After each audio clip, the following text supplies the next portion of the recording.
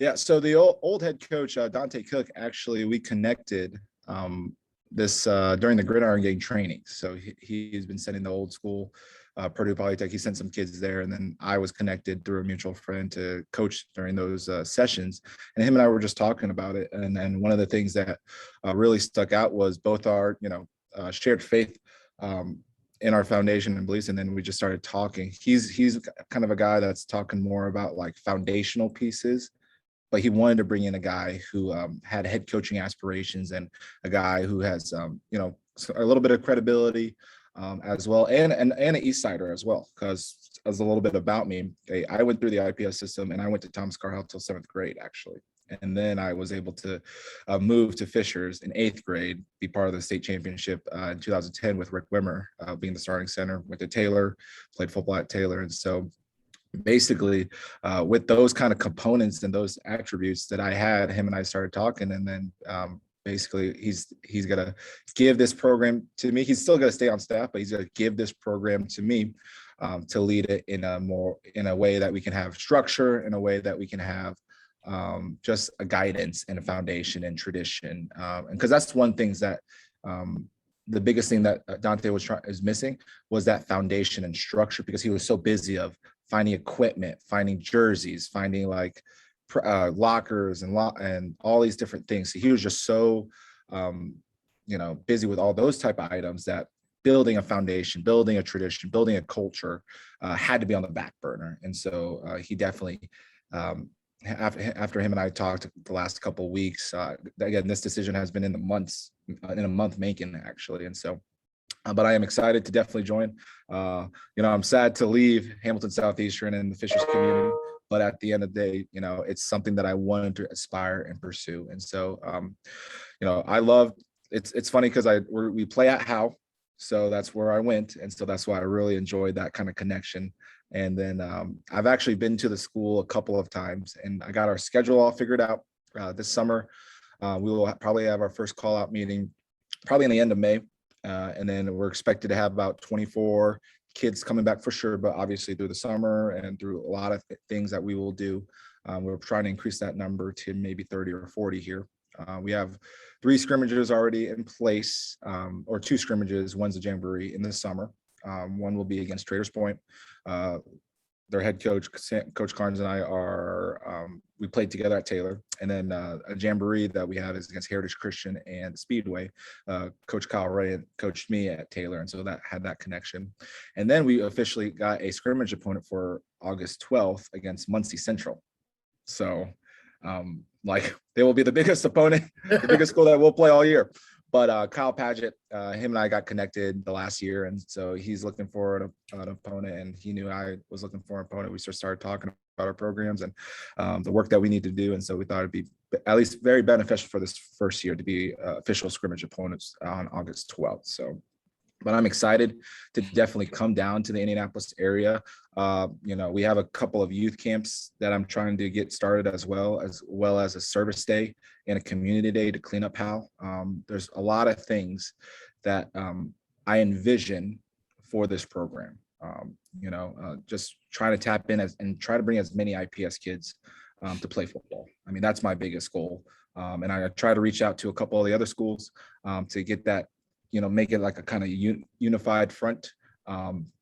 But obviously, being the new guy, there's got to be some pushback and stuff like that. But people think it's recruiting and stuff like that. But at the end of the day, I just want kids to play football. And so, right. But we just have, we'll do a lineman camp for 5th and 8th graders in the first week of June. We'll do a youth camp for 3rd through 8th graders, probably the 3rd week of July. And then just to benefit the community and just try to get those kids, like those younger kids, to, interact, to play football. And so just try to get it as, to get it started, because they didn't have that.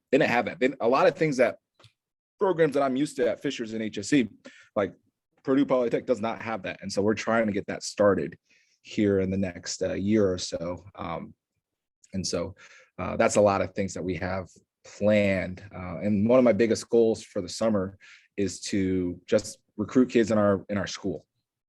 gain those numbers with, like I said, we have 24 kids for sure coming back. That's what Coach Cook told me, but we want to envision to have that number as 30 or 40 and staying at 30 and 40. Cause I remember he was telling me how like about 40 kids like came in and out of the program all of last year. And then that's something that I want to try to prevent, because we wanted to make it a place, especially for our football program, to be a place that kids want to be at.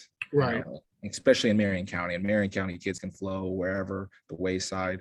And so our biggest thing is trying to, through a variety of means, it's just trying to make it a place where kids can have an impact to the community, and that they'll learn and grow and try to be good people when they grow up. So hopefully that answers your question. Do you have any other specific ones that you have?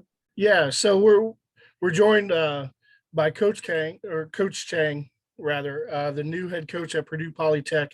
And I wanted to ask you, Coach, as as an IPS kid growing up, you're obviously able to relate to these kids. How much will that validate, you think, what you tell the kids, along with the fact that you played at Taylor, so you can kind of, you've been there and done that, so to speak. When you tell a kid that college is something that's possible for some of these kids, you've actually lived it and done that. How much does that validate, you think, coming into a brand new position?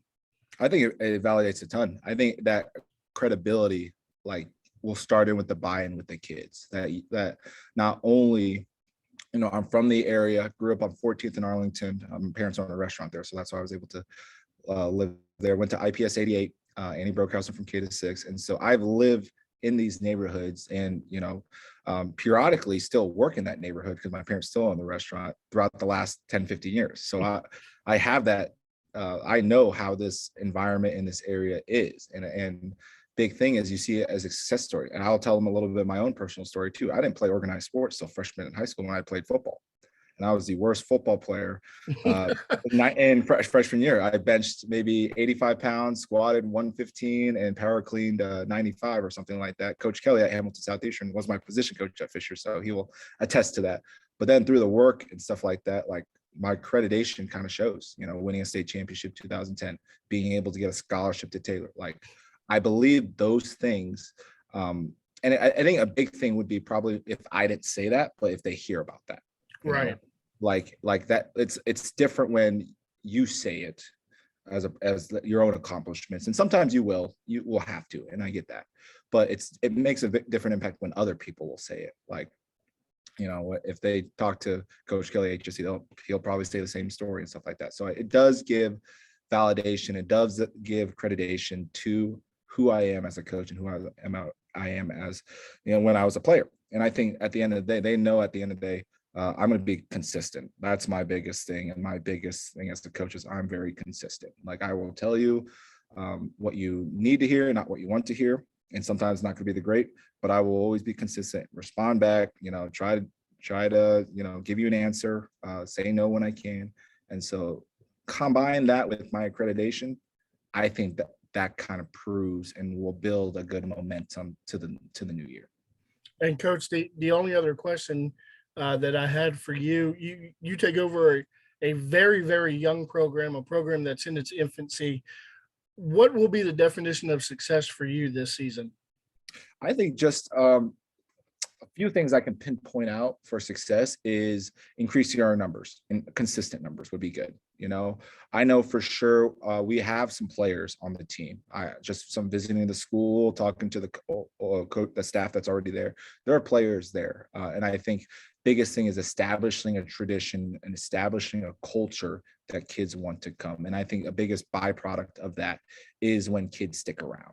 And I think obviously not because they want to transfer to play somewhere else, but just because they enjoy the people around them. They enjoy practice. They enjoy, all the things that we offer at our school. And I think for this first year, I think that's when we can drive success. At the end of the day, I have this acronym called POWER that I just created in my head. P stands for purpose. Like, what's your purpose? Why do you play football? As a player, as a coach, my purpose is to make impact on kids.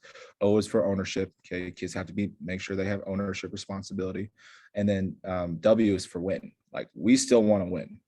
We still want to win against our opponents. We want to win against, that other teammate for the role. We want to win against ourselves when anxiety and different thoughts kind of get to your head, and so knowing that is that we still do want to win, but for this year, for the upcoming years, just seeing how the culture, how the program grows could be a matter of success. And then E stands for energy and R stands for role. We can get to that later, but I just want to get to the W where that we are still trying to win. I will not be apologetic that we'll still try to win, but I understand that there are other factors or other needs at the moment. So that's kind of a little bit about what our vision is going to be. So, well, Coach, I thank you for hopping on with us today and talking about your new role at Purdue Poly Tech, and we're looking forward to getting out and seeing you guys this season. Yeah, appreciate it. If you need anything, I'll send you my number, and if you want to talk or anything else about the program, let me know. I'm always down to help people out. Appreciate it. Thank you, Coach. Thank you. Have a good day. You too.